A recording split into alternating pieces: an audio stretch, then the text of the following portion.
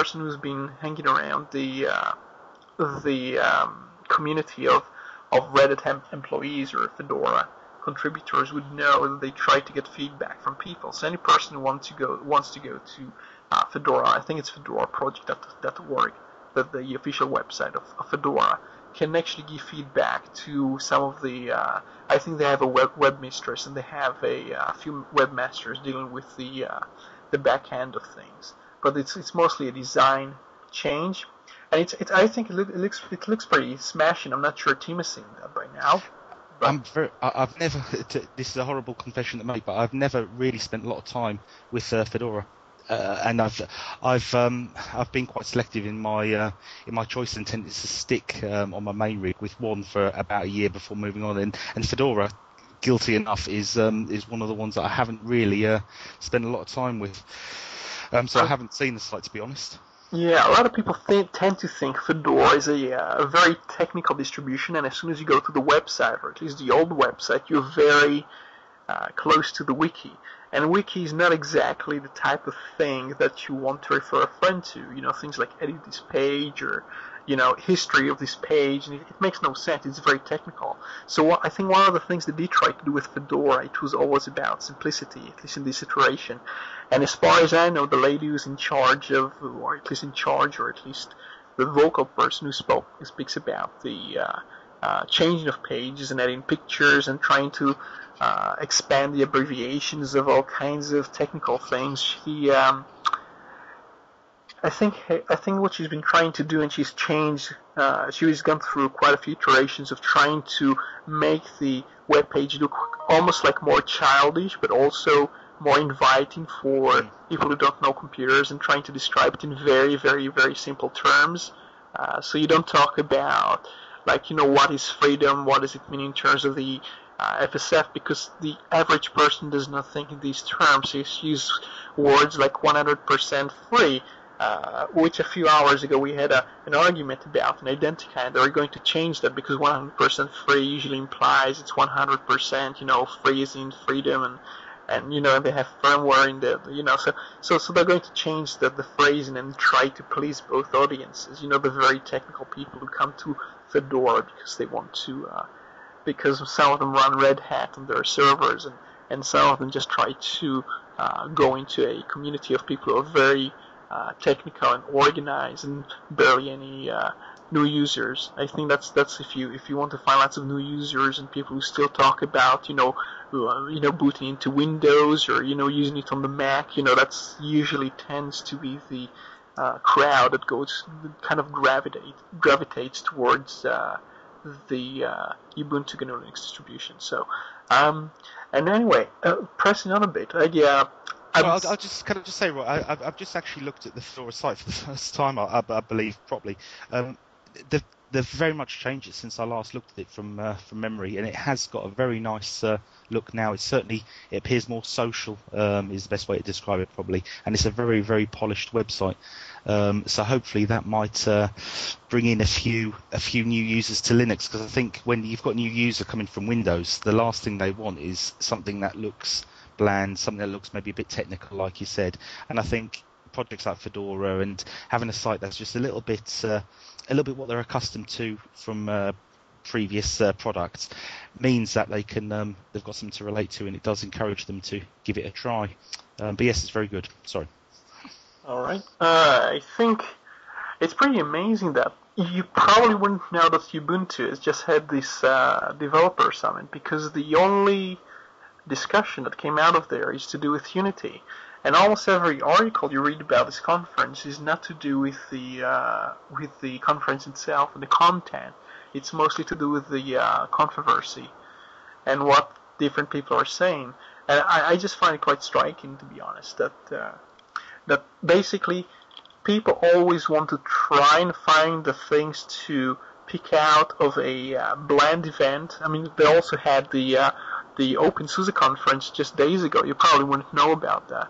I'm just going to write an article later about how quiet it's been, and they had no press presence. Novell is not actually invested in PR. And when it comes to Ubuntu, they basically turned the whole conference basically into one big pile of controversy about the Unity interface. That's all you hear about in the news. I know that Linus Torvald used to complain that when he has an interview or when he has a public engagement or something, people will just kind of latch onto a certain remarks he makes, and it can be about the file system in Apple or something he says about Windows, and that's what's going to make the front page of Slashdot. I think that's the way he said it, and that's what's going to be the main takeaway from his whole talk or his whole interview.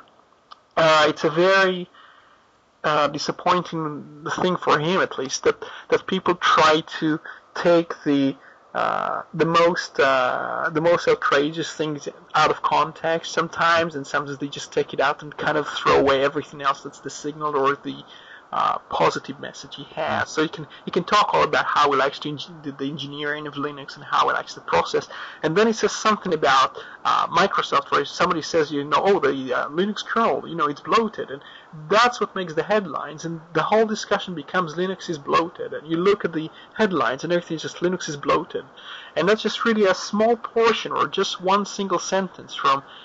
In that case, it was what's his name, James from Novell, who made this remark, and that became the whole summary of a whole Linux conference, a whole Linux Foundation organized conference was Linux is bloated. That's what's remembered from the conference, and that's what's the Unity thing is basically the main news from the conference Ubuntu's just had.